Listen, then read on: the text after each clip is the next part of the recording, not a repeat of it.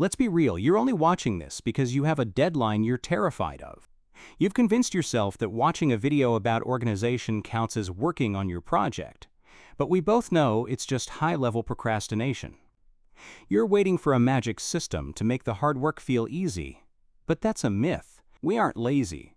We're just obsessed with the infrastructure of doing things rather than actually doing them. Let's look at the 7 ways your setup is actually a sabotage. 7. The aesthetic architect. We start with the most visual of our sins. We've all seen the study with me videos, the clean white desks, the perfectly placed succulent, and the color-coded Notion dashboard that looks like it was designed by a NASA engineer. We look at those and think, if my digital workspace looked like that, I'd be unstoppable. So we spend 3 days building a database. We categorize our tasks by energy level, priority, and aesthetic vibe. We spend hours picking the perfect hex code for our urgent labels. But here's the cold, hard truth. The time we spend choosing between pastel lavender and dusty rose for a grocery list is time we could have spent actually finishing our work. We're addicted to the feeling of being organized. When the dashboard looks pretty, our brain releases a little hit of dopamine that tricks us into thinking we've achieved something.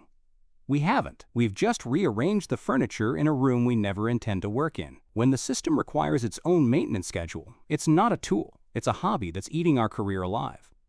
6. The hardware hoarder. This is the belief that our current gear is the only thing standing between us and greatness. We tell ourselves we can't get into deep work because our chair isn't ergonomic enough, or we need a second monitor to truly multitask. We treat shopping as a prerequisite for starting. We say we're investing in our future, but really we're just buying toys to distract us from the fact that the work is hard. People have written masterpieces on typewriters in freezing attics.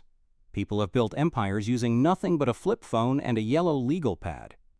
Your expensive MacBook isn't going to write the code for you, and that ergonomic mouse isn't going to click the submit button on the project you're scared to finish. We hoard hardware because it's easier to buy a solution than to be the solution. We're sabotaging ourselves by creating a financial barrier to entry, giving us a valid excuse to stay stuck until the next delivery arrives. 5. The routine romantic. The routine romantic builds a fragile glass house of habits. They believe work can only happen under optimal conditions. We have to have the perfect cup of coffee, the right lo-fi playlist, and the perfect golden hour lighting. But then, life happens. The coffee shop is too loud, the internet flickers, or we wake up 10 minutes late, and what do? We write off the whole day. The vibe is off, we say. I'll just try again tomorrow when things are perfect. This is sabotage disguised as self-care. We have become so precious about our process that the process has become more important than the result. We use the lack of a perfect vibe as a get-out-of-jail-free card for our responsibilities. Real work is messy, uncomfortable, and happens in the gaps between the chaos. If you can only work when the stars align, you're never going to get anything done, because the universe doesn't care about your aesthetic routine. 4. The Multi-App Circus. This is the endless digital migration. You start in one app, but then you see a video about how a different one will change your life. So you spend a week migrating all your notes.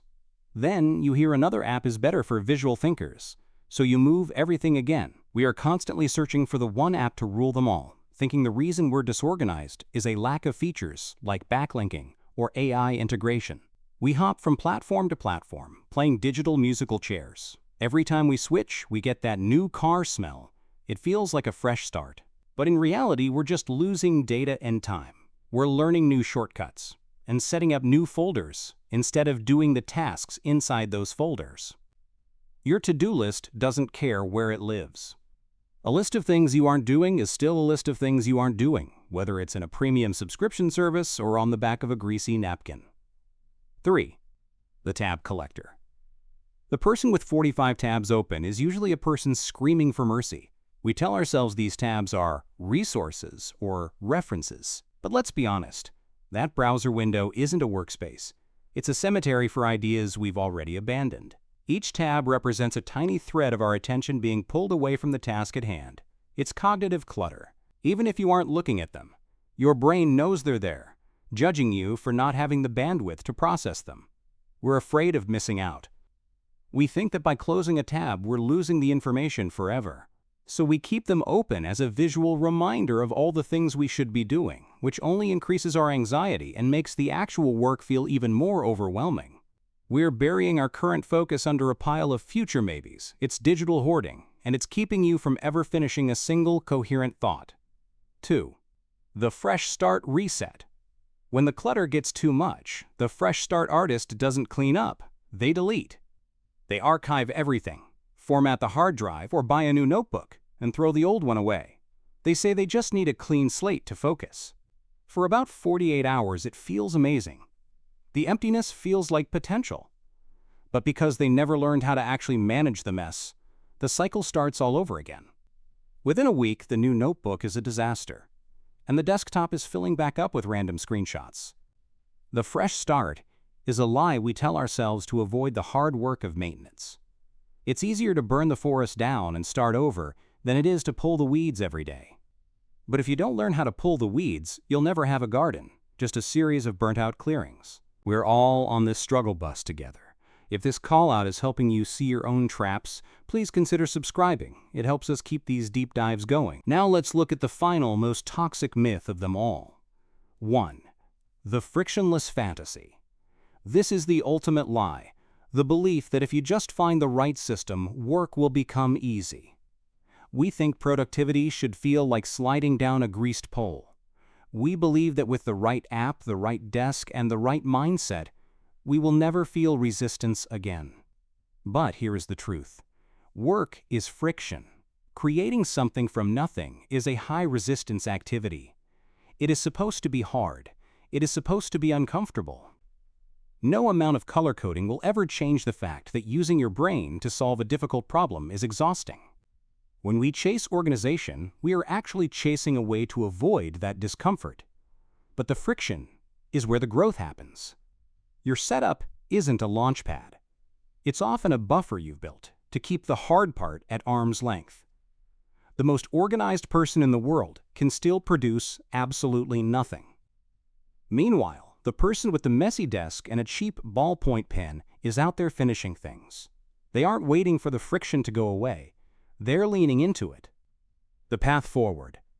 So what do? We don't throw away our planners. Organization is a tool, but it's a secondary tool. The primary tool is your intent.